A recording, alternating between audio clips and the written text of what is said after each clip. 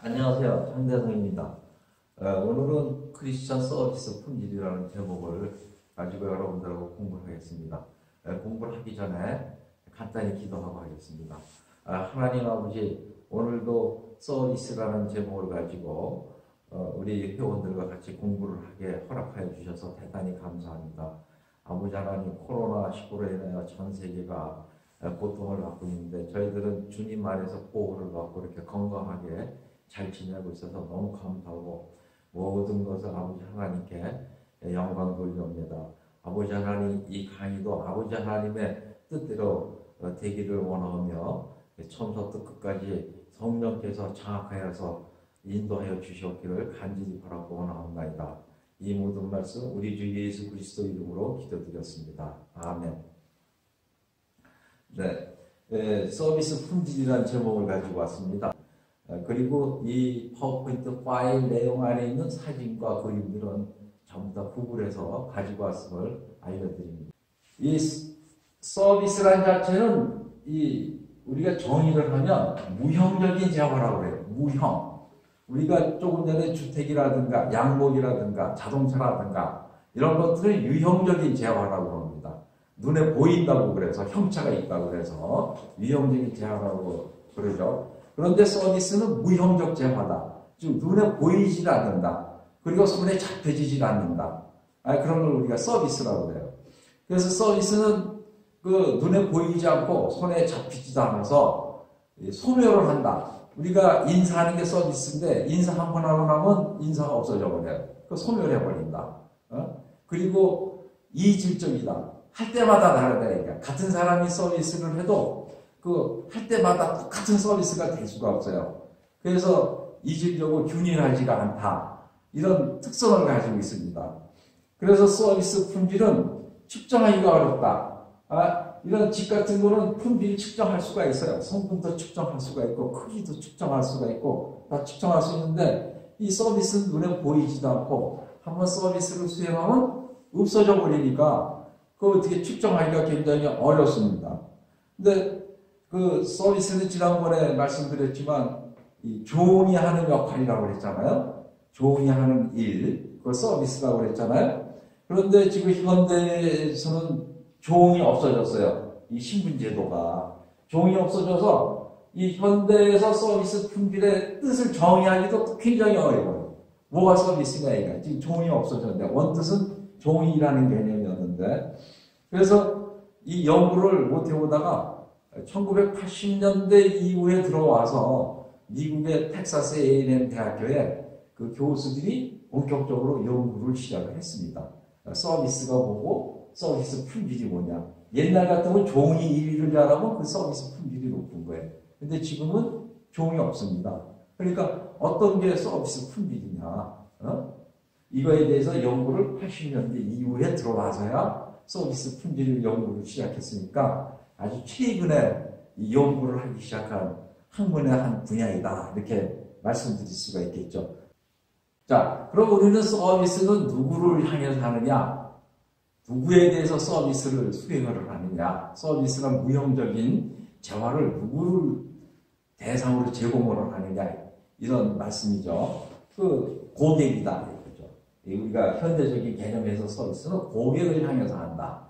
근데 우리는 고객을 그러면 물건을 사는 사람들만 고객으로 알고 있는데 꼭 재화나 상품을 사는 사람들만 고객이 아니고 그런 고객은 이제 외부 고객이라고 하죠. 외부 고객. 그런 외부 고객만 고객이 아니고 내부 고객이 있습니다. 그러니까 우리 가정 내에서 가족과 식구들은 내부 고객이에요. 우리 집안에 있는 사람들, 내 조직 안에 있는 사람들은 내부 고객입니다. 그러니까 우리가 학교를 다니면 내 교실 안에서 같은 그 교실 안의 친구들, 그 친구들은 내부 고객입니다. 근데 우리 조직 바깥에 있는 조직 바깥에 있는 고객은 외부 고객이에요. 우리가 교회를 다니면 교회 안에 같이 있는 성도들은 다 서로 내부 고객 관계예요.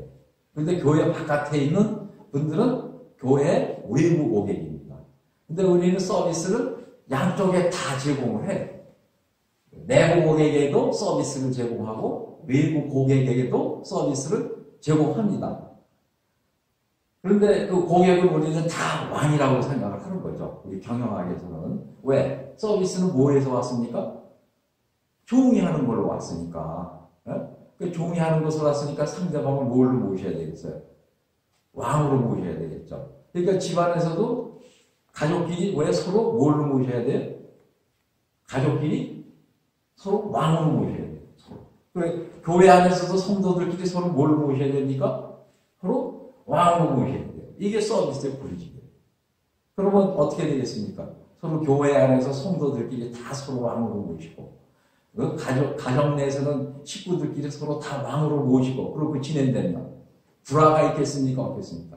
그게 바로 천국이에요. 그래서 이 서비스나 개념도 다 이 성경을 읽어보면 다 성경에서 나온 개념입니다. 이 내부 고객, 외부 고객 이런 개념도. 근데 예수님은 또 뭐예요? 고객의 왕인데 제일 높다 이거죠. 네? 왕은 전제 정권을 가지고 있잖아요. 절대적인 권력을. 근데 예수님은 뭐예요? 또 왕들 중에 왕이에요. 그러니까 우리가 예수님에게 하는 서비스는 어떻게 해야 되겠어요? 왕에게 하는 서비스보다 우리 식구들한테 하는 서비스보다 어떤 서비스를 해야 돼요? 예수님께 하는 서비스, 하나님께 하는 서비스는 우리 식구들에게 하는 서비스보다 더 최고로 왕 중의 왕이니까. 그러니까 누구를 제일 우선으로 해야 돼요, 서비스를. 하나님께. 그러니까 하나님께 하는 서비스가 뭐예요? 예배입니다, 예배. 워십 서비스. 워십 서비스죠. 분명히 워십 서비스죠, 영어로. 그러니까 하나님께 드리는 서비스가 가장 어떻게 해야 됩니까? 최고의 품질로 서비스를 바치는 거죠. 그게 바로 뭡니까? 경배고 찬양이고 예배입니다. 그러니까 현대인들이 왜 이혼이 많습니까? 가족을 고객으로 생각을 하지 않기 때문에, 자기 생각만 하기 때문에 이혼이 많고 헤어지는 경우가 많고 파탄이 일어나는 겁니다. 자, 근데 우리 예수님 모습을 보세요. 이 영은 이게 우아해. 고객은 왕이에요. 이거 우아한 고객이야. 근데 우리 예수님은 어때요? 비참하잖아요. 모습이 지금 십자가에 매달리셔가지고, 얼굴 피를 흘리시고, 이 얼굴 고통을 보세요. 왕 중에 왕이신데, 이렇게 비참해집니다. 누구 때문에? 우리 인간들 때문에, 우리 인간들의 죄악 때문에, 이렇게 비참한 고통을 당하셨어요. 그리고 예수님은 탄생될 때 어떻게 탄생하셨어요? 이 여왕은 공주로 탄생했습니다. 공주로 탄생했으니까 왕궁에서 태어났겠죠. 엄청나게 좋은 침대에서 산모가, 그리고 의사도 있고 많은 사람들이 시중 드는 가운데서 태어났을 거예요. 예수님은 어디서 태어나셨어요? 마구간에서 말모음통에 태어나셨잖아요. 가장 천하게 비참하게 태어나셨어요. 근데 가장 높으신 분인데 어떻게 하셨어요? 가장 비참하고 가장 천하게 태어나셨고 가장 비참하게 돌아가셨어요. 그래서 우리가 서비스는 뭐예요? 예수님처럼 해야 돼요. 예수님에게 최고의 서비스를 마치지만 남에게 서비스를 할 때는 우리가 예수님처럼 해야 됩니다. 왜 우리가 예수님을 믿습니까? 예수님 품성을 닮아가기 위해서 예수를 믿는 거죠. 예수님과 동행한다고 그러잖아요. 예수님과 동행한다. 예수님 길을 같이 간다. 그러니까 예수님을 닮아가기 위해서, 예수님과 함께하기 위해서 우리가 예수님 믿지 않습니까? 그러니까 우리가 서비스도 예수님 닮아가는 서비스가 돼야 되겠죠. 그러니까 예수님 닮아가는 서비스는 바로 뭐예요? 예수님이 이 땅에 오실 때 가장 천하게 오셨어요. 그러니까 가장 겸손하게 오셨어요. 가장 낮아진 자세로 오셨어요. 그래서 우리가 가장 낮아진 자세로 서비스를 해야 된다. 그리고 희생을 하셨어요. 우리 인간들의 죄악 때문에. 그래서 희생하는 마음으로, 헌신하는 마음으로 서비스를 한다. 그게 바로 예수님 닮아가는 서비스. 그게 바로 최고의 서비스라고 말씀드릴 수가 있습니다.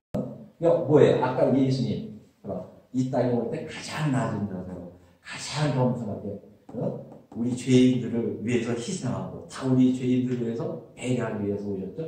이 마음으로 서비스를 해야 된다. 그래서 예수님께서 어떻게 하셨습니까? 제자들의 발을 직접 닦아주셨죠. 그때 당시에 이 이스라엘 사람들 발을 무척 들어왔죠. 물도 부족한 데다가 이 길거리에 양똥, 소똥 있어가지고 그 똥 밟고 다니는 발들이 돼서 지금의 현대인들의 발하고 다릅니다. 현대인들의 발은 매일 목욕을 하기 때문에 정말 깨끗해요. 혀로 핥아줘도 돼. 손보다 더 깨끗해요. 양말 속에 감춰져 있어가지고 사실 발이.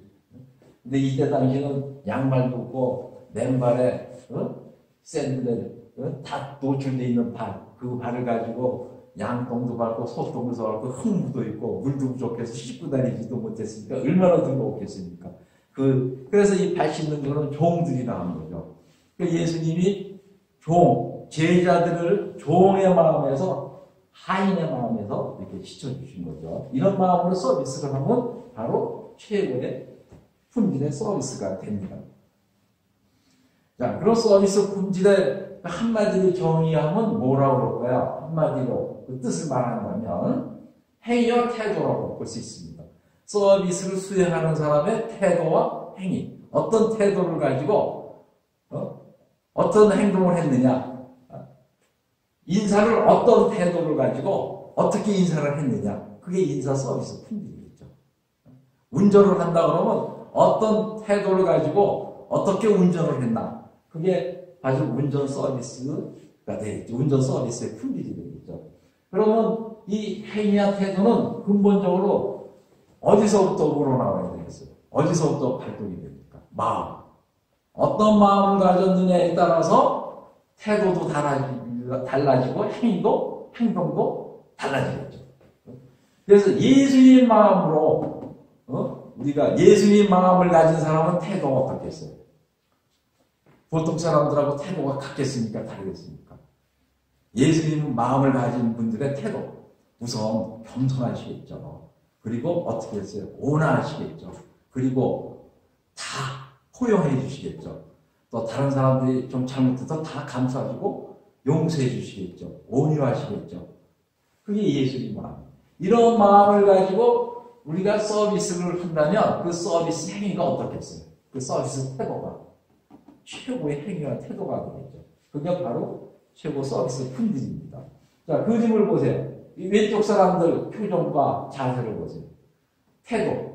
이분들의 태도와 웃는 모습 이렇게 보세요. 이게 좋은 서비스 품질입니다.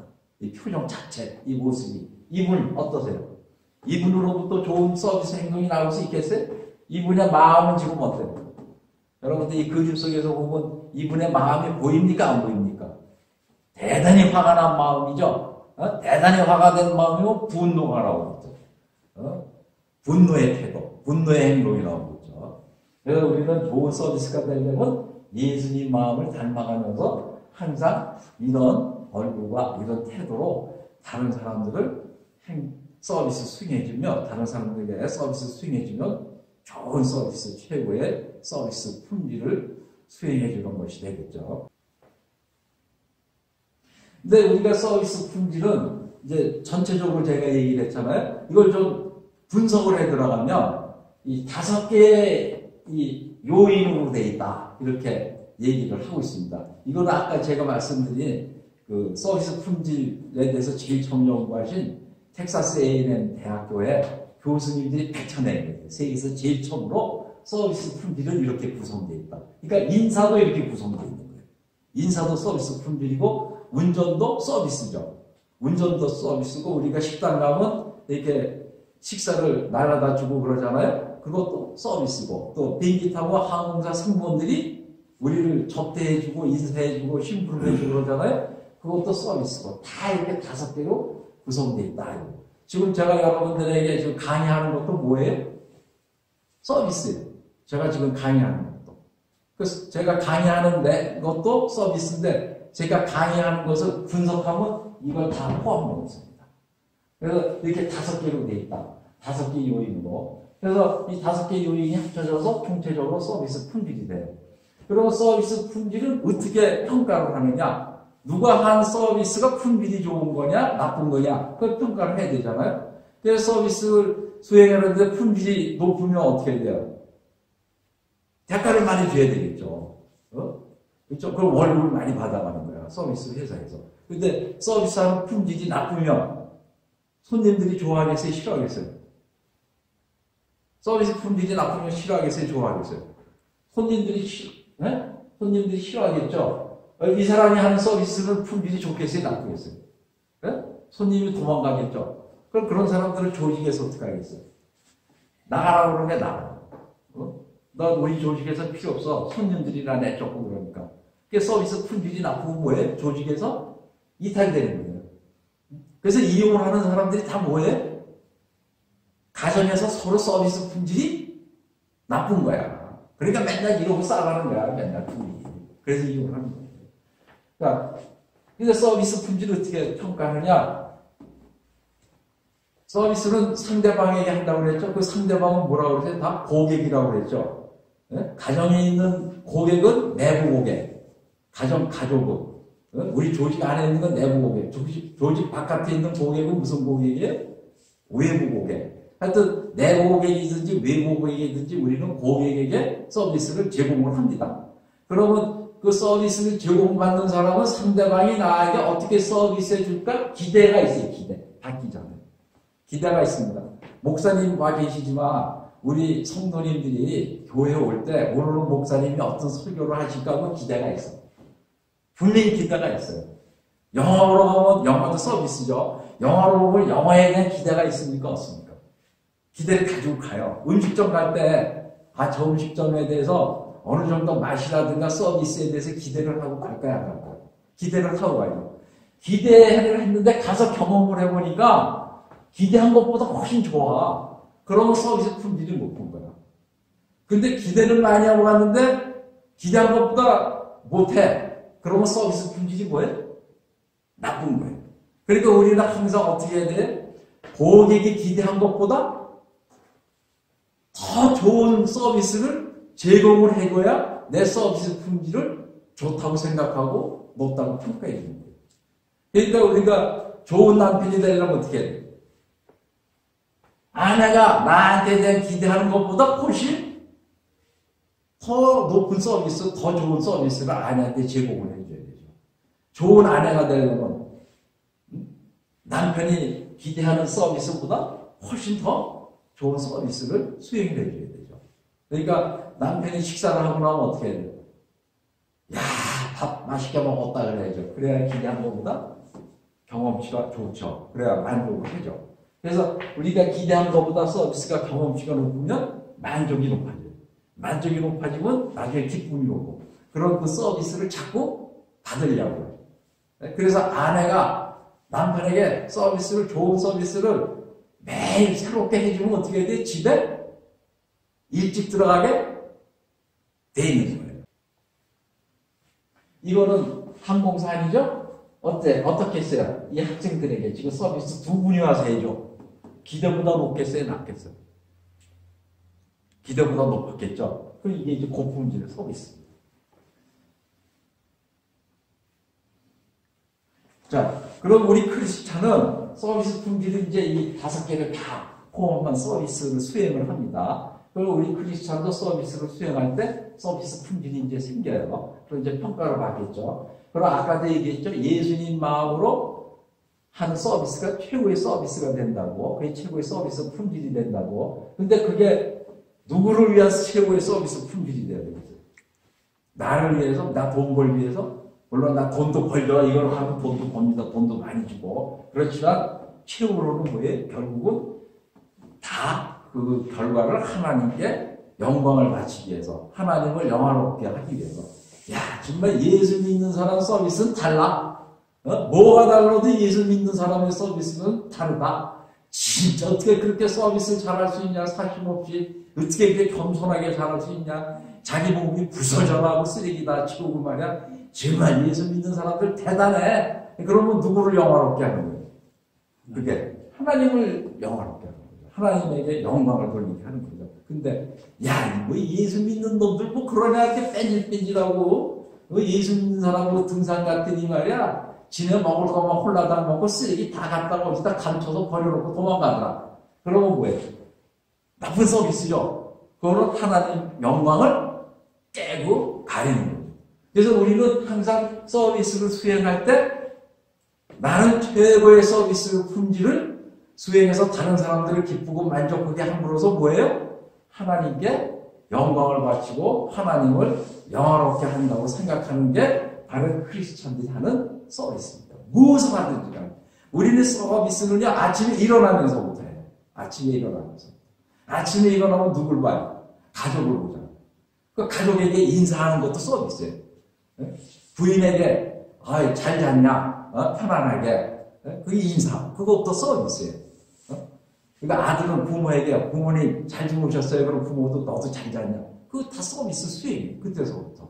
또, 외출할 때 서로 인사하죠. 어디 가냐? 저 아버지, 어머니, 저 오늘 어디 갔다 오겠어요? 몇 시까지 돌아올게 하고 가는 애는 서비스가 품질이 좋은 애. 너 어디 가냐? 그러면 알아서 뭐 해요? 그리고 가는 애들도 있어. 그건 서비스 품질이 나쁜 애들이에요.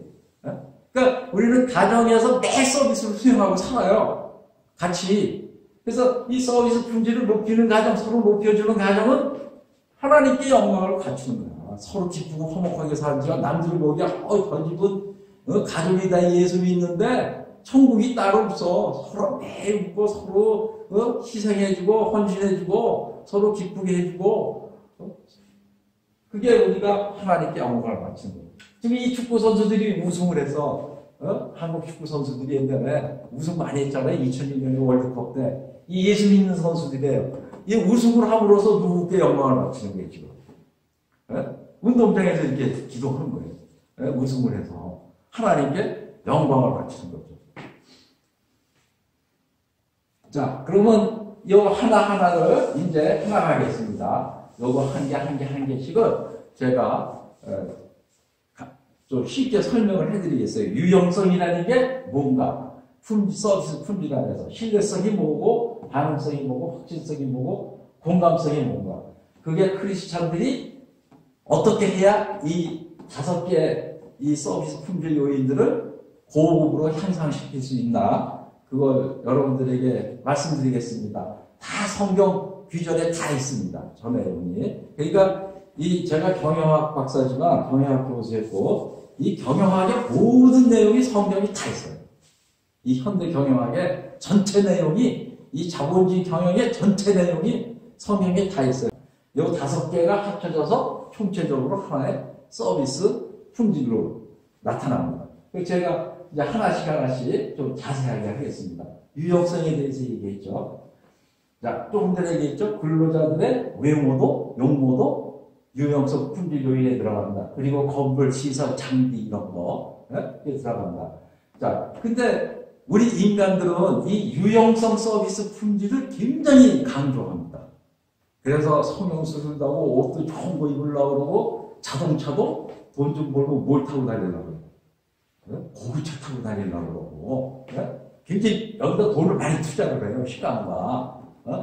근데 우리 하나님 믿는 사람들은 하나님은 뭐라고 그랬어요? 믿음을 듣고 믿으라고 그랬어요? 보고 믿으라고 그랬어요? 들으면서 나온다고 그랬잖아요. 들으면서.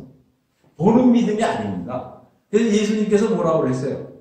보지 않고 듣고 믿어야 복이 많다고 그랬죠. 보고 믿는 것보다. 근데 불교는 뭐예요? 보고 믿는 거예요. 보고 믿는 거. 그래서 불상을 크게 만들어야 안 만들어요. 저 미얀마 같은 데 가봐요. 그 전 지붕을 다 금으로 도색을 해버렸잖아요. 그 보고 믿는 거예요. 그게. 근데 우리는 뭐예요? 하나님은 보고 믿는 믿음을 치질 않았어요. 듣고 믿는 믿음을 쳤지. 그래서 보이지 않는 것이 실상이라고 그랬잖아요. 그리고 우리는 하나님의 형상으로 지어졌는데 우리 물리적인 육체 표현이 있습니까? 성경에 지정이로 돼 있지. 이게 눈에 안 보이는 거죠. 눈에 안 보이는 거. 그리고 하나님은 사람을 뭘로 취한다고 그랬어요? 외모로 사람을 취한다고 그랬어요? 아니죠. 외모로 취하지 않는다고 그랬죠. 그 외모로 취하지 않는다고 그랬어요. 그러니까 우리 인간들이 생각하는 거는 유형성 품질에 대해서 하나님은 반대합니다. 저같이 짜리몽땅한 사람은 하나님이 그 외모를 보고 선택했다면 선택 안 하셨을 거야. 저같이 짜리몽땅한 사람은. 그래도 키가 180도고 잘생겨야지. 키 작고 뭐 잘 못생긴 놈은 하나님한테 하나 선택도 못 받게 하나님이 유용성을 강조하면. 그렇죠? 네? 근데 하나님은 전혀 외모하고 상관이 없이 그것이도 선택하시죠. 또 하나님은 우리 속 사람 마음, 마음의 중심을 보신다고 그랬잖아요. 그래서 옛날에 구약 시대 때 성막에 계시잖아요. 하나님이 천막에. 나중에 이제 솔로몬한테 와가지고 크게 성전을 뺐지만, 여기 보세요. 바울이 외모가 저처럼 짜리몽땅한 사람이에요. 잘생기지도 못하고 여기 뭐야 이 짱 머리에다가 생긴 거. 외모 좀 펴놓고 말도 잘해 못해요. 말도 어눌한 사람이에요. 볼 게 하나도 없어요 이 영성에. 근데 바울이 하나님 하늘나라 3,000세계까지 갔다 온 분 아닙니까? 이거 옛날에 순복음교회 시작할 때 지금 순복음교회 얼마나 커요 여의도에. 그때 지금 순복음교회보다 아마 이 초창기 때 순복음교회 다니신 분들이 더 믿음이 열렬했을 것 같아요. 목사님 그렇게 생각지 않으세요? 네? 그렇습니다. 이때 분들이 더 열렬하고 이때 성령의 역사가 더 일어났을 거예요 아마. 이때 성령의 역사가 이 천막 속에서 더 일어났으니까 순복음교회가 그렇게 커졌죠. 성령의 역사가 크게 안 일어나고 지금의 순복음교회가 됐겠어요? 그러니까 하나님은 천막 속에도 초가집 속에서도 어디서든 역사하시고 크게 움직이시고 있다 이거죠. 근데 우리 인간들은 반대죠. 반대. 겉으로 나타나는 거, 겉으로 맛있는 거. 그러니까 돈만 벌면 못하고 다니려고. 요새 젊은 애들이요, 30대 초반 애들 돈만 좀 벌면 다 벤츠 사고 BMW 타요. 그래서 제가 야단친다 제자들. 야, 너 벤츠 타고 BMW 탄다고 네 인격이 올라가냐? 돈만 들어가지. 그 돈으로 마서 투자를 해서 부자 될 생각을 해라. 그렇게 얘기를 하는데, 야, 안 들어요. 월급만 좀 오르면 그냥 다 주고 사. 그게 뭐예요? 유용성을 중요시하는 거예요. 근데 우리는 사실은 속마음, 내 마음의 중심이 어디 있느냐. 내가 상대방 고객을 어떻게 잘 모시려고 그러는 그 마음이 더 중요한 거죠. 서비스를 올리기 위해서. 그렇다고 우리가 거지처럼 하고 다니면 안 돼. 옷도 같은 옷이지만 깨끗하게 빨아입고, 단정하게 하고, 수염도 깎고 다니고, 검토하면서도 어떻게 단정하고 깨끗하고, 이거는 해야 돼요. 하나님이 외모를 중요시하지 않는다고 교회 청소도 안 하고 말이야. 쓰레기 싸놓고 있고. 그거는 아니죠. 그건 아닙니다. 그래서 우리가 예배 보러 올 때도 될 수 있으면 옷을 단정하게. 왜? 마음에서 일어나야 되니까. 하나님을 정말 공경하고 최고의 영광으로 영화롭게 하시려고 그러면 옷도 제일 뭐예요? 좋은 거 입고 가고 싶고 깨끗하게 입고 가고 싶고 몸도 단장하고 가고 싶은 마음이죠. 그래서 유용성에 대해서 이렇게 말씀드리겠습니다. 자, 신뢰성은 되게 중요한 거죠. 우리 성경 자체가 하나님이 약속하신 거예요. 약속하신 걸 하나님이 반드시 뭐예요? 너희들이 약속한 거 이루어지신다고 하셨잖아요. 그러니까 하나님은 신뢰성이 무한대. 하나님이 거짓말하세요? 하나님은 정직하시고 약속하신 거는 반드시 이루어주시고 어떠한 것도 그러니까 무한대 신뢰성을 가지고 있어요. 그러니까 우리가 예수님 마음 따라간다는 건 뭐예요?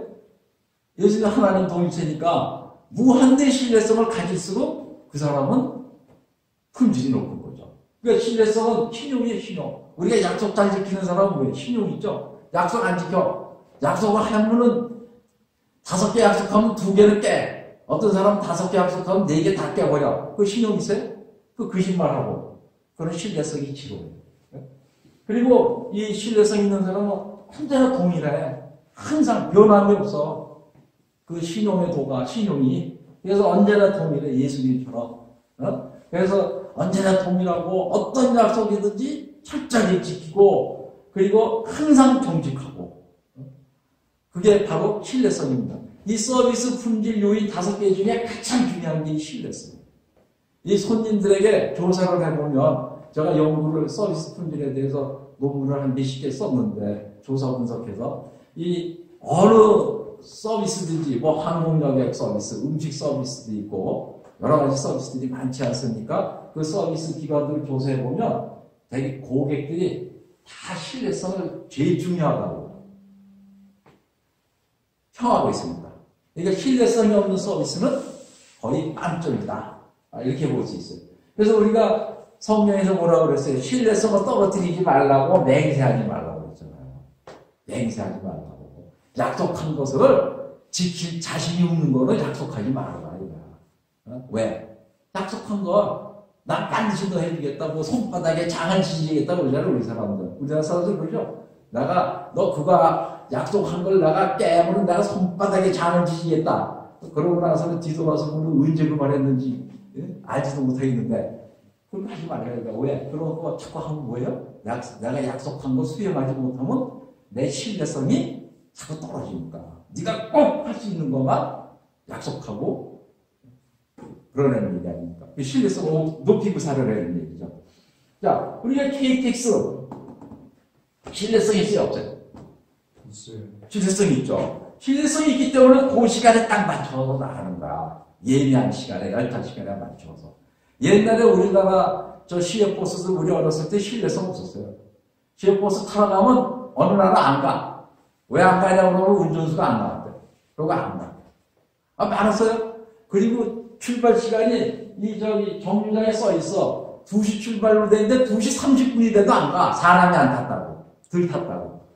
목사님 경험하셨죠? 많이 계속 나가서 손님 불러. 여주 가요 하고. 사람 안 탔다고. 빨리 갑시다. 2시에 가는데 지금 30분 지났어요. 아니, 손님들 더 태우고 해요. 그게 뭐예요? 약속을 안 지키는 거예요. 손님이 한 명도 안 탔더라도 요새는 떠나야 돼요. 이 신뢰성이 굉장히 중요하다고 우리는. 그래서 신용이 높은 사람이 정직하고 신용 높은 사람이 결국 성공하는 거예요. 이게 다 어디 있습니까? 정직하고 신용 높으라고 다 성경에 있고 예수님 닮아가면 신용과 정직이 최선으로 올라가는 거겠죠. 이게 뭐예요? 그러니까 저 사람은 예수 잘 믿는데 저 사람은 신용은 100%다. 100%. 그럼 누구를 영화롭게 하는 겁니까? 하나님을 영화롭게 하는 겁니다. 반응성은 즉시 움직이는 겁니다. 고객이 요구하면 딴 생각, 내가 하는 거 다 제끼고 즉시 움직이는 거예요. 그래서 이 반응성이 점점 더 높아져요. 그래서 무슨 서비스까지 나와요? 퀵 서비스까지 나와요. 퀵 서비스. 이거 피자 시켰으면 빨리 갖다 주는 거 좋아해요? 천천히 갖다 주는 거 좋아해요? 천천히 갖다 주면 다 식어가지고 맛도 없죠.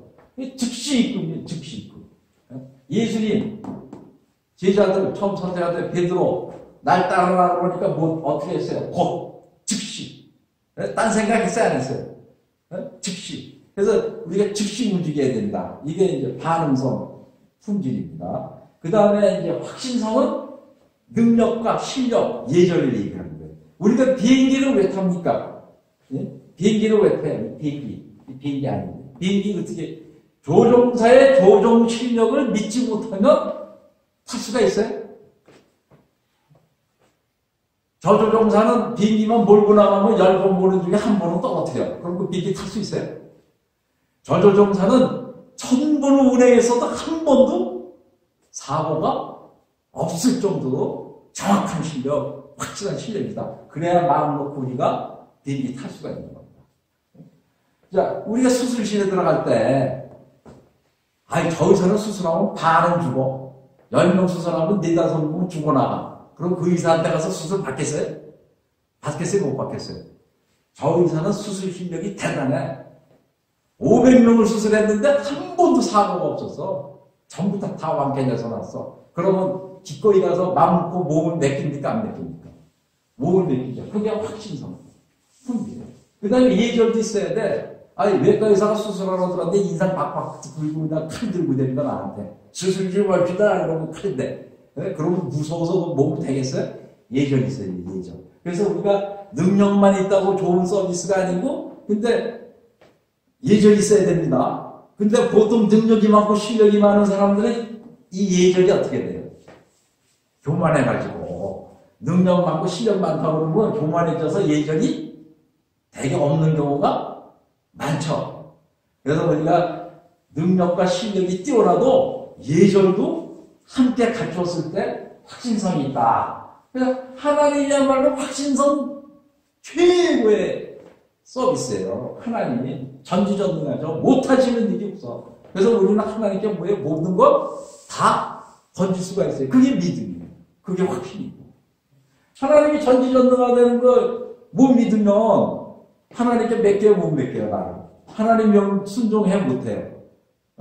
그러니까 그거는 확신성이 부족하기 때문에 하나님에 대한 확신성도 부족하고 자기 자신에 대한 확신성도 부족하기 때문에 믿음이 약해서 순종도 못하고 그 하나님을 세상을 따르는 거예요. 세상. 하나님에 대한 이 확신성이 없으면 어느 거야? 세상 눈에 보이는 거 가는 게 눈에 보이는 거. 하나님은 눈에 안 보이잖아요. 하나님이 눈에 보입니까? 눈에 안 보니까 눈에 많이 보이는 세상 길을 가는 거예요. 그냥 강남에 가면 얼마나 화려한 빌딩들이 많아요. 화려한 데 많고 벤츠 다니고 그게 눈에 보이는 거예요. 그 길로 가는 거예요. 그런데 하나님의 사랑에서 끊을 수 없다. 하나님이 확실한 거야, 확실. 하나님의 능력은 전지전능하기 때문에. 그러면서 우리가 베드로전서에 공경하는 애가 누구를 공경해요? 막 다 공경해라. 어떤 사람을 대하든지 예절을 갖춰서 공경하면서 대하라. 이게 형제 사랑하고. 이게 바로 예절. 이게 다 성경에 다 있는 겁니다. 우리가 음식점에 갔을 때 이 음식점 조리사에 뭘 믿고 가는 거예요? 솜씨, 실력을 믿고 가는 거예요. 그리고 또 뭘 믿어요? 상하지 않은 음식. 위생이 만점인 재료를 가지고 음식한다는 확신을 주기 때문에 그 음식점을 갈 수 있지. 야, 저 음식점은 상한 거 가지고 해. 손님이 먹었던 거 내놔. 그러면 가야 안 가요. 안 가요. 이게 네 번째 품질입니다. 자, 이게 다섯 번째가 이제 공감이에요. 공감은 말 그대로 같이 느끼는 거예요. 누구하고? 고객하고. 내가 서비스 수행한다고 내 서비스를 제공받는 사람의 마음과 내가 같아지는 게, 내가 같아줘야 되는 게 그 사람이 나한테 같아지는 게 아니고요. 내가 상대방에게 마음속 안으로 들어가는 거예요. 뱃속으로 들어가는 겁니다. 그게 바로 공감입니다. 그래서 특히 우리는 빽이 있고 돈이 많고 권력이 있는 사람들에게는 공감을 잘해요. 아무하는 거고. 왜? 대가가 올 것 같아서. 근데 우리가 힘들고 어렵고 공경에 처있는 사람들은 잘 공감해주지 않아. 근데 예수님은 환난에 동참하라고 그러잖아. 환난에.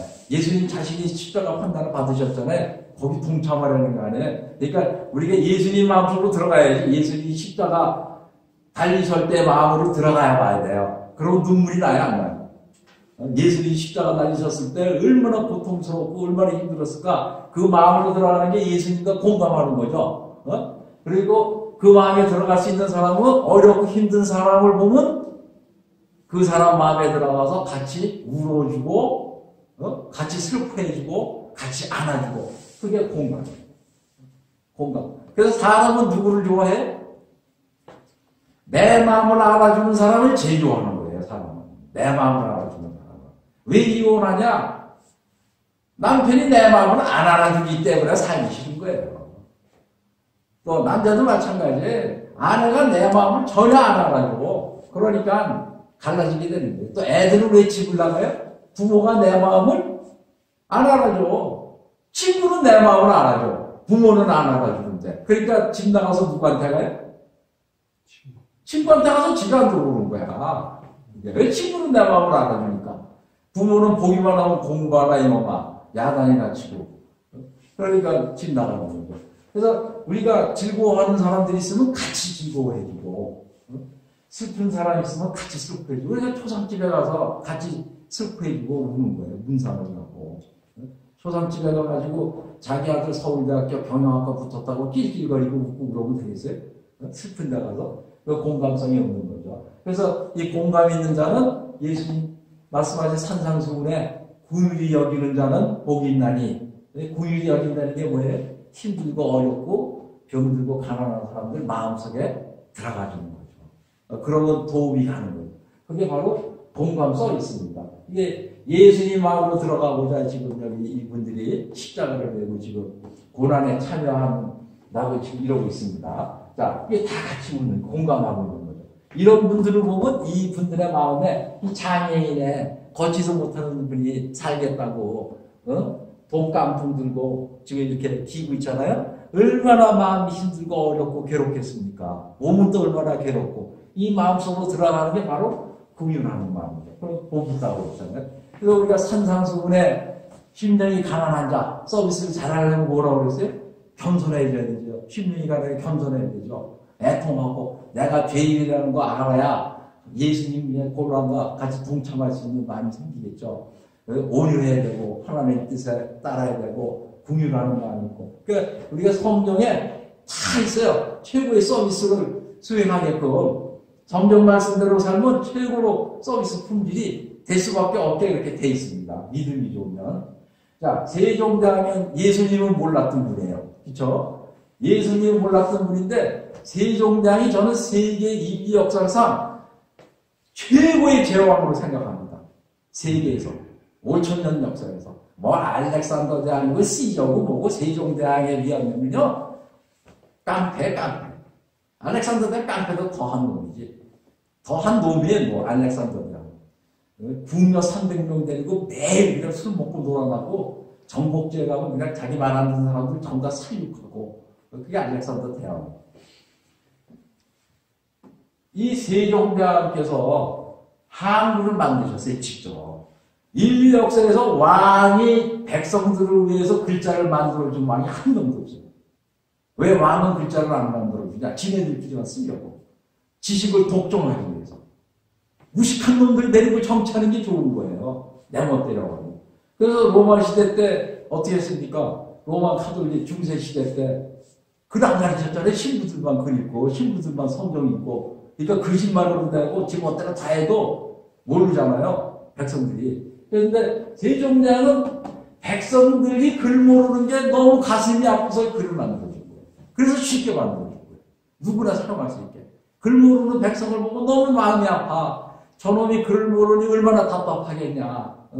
그래서 그 답답함과 불쌍한. 그래서 훈민정음이 나오죠. 내가 가엾게 여겨. 글자를 새로 쉬운 글자를 만들어라. 이게 공감이에요. 그러니까 최고의 왕이 지배자인, 피지배자인 백성들 마음속으로 들어가서 그 고통을 덜어주기 위해서 글자를 만든 거예요.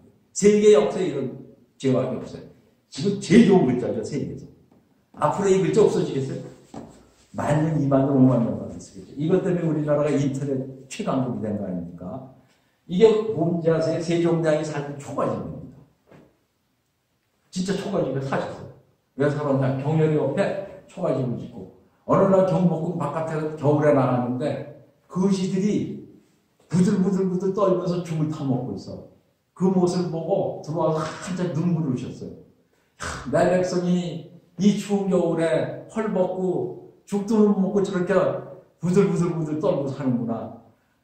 내가 저들의 마음을 어떻게 알 수가 있겠느냐. 내가 이 호화로운 대궐에 살면서 내가 저들과 같은 사는 초가집에 살면서 내가 보리죽을 먹어봐야 되겠다. 그래야 내가 그들의 마음을 알겠다. 그래서 명령을 했어요. 경혈 옆에다 초가집을 져라. 그리고 죽을 나한테 갖고 와라. 거지들 주든 죽을. 그래서 한 달인가 두 달이면서 사셨어요. 거지들의 마음을 알기 위해서. 바로 뭡니까? 가난하고 힘들고 어려운 백성들과 동감하기 위해서. 그런 제왕이 인류 역사상 한 명도 없었어요. 그래서 저는 최고의 제왕입니다.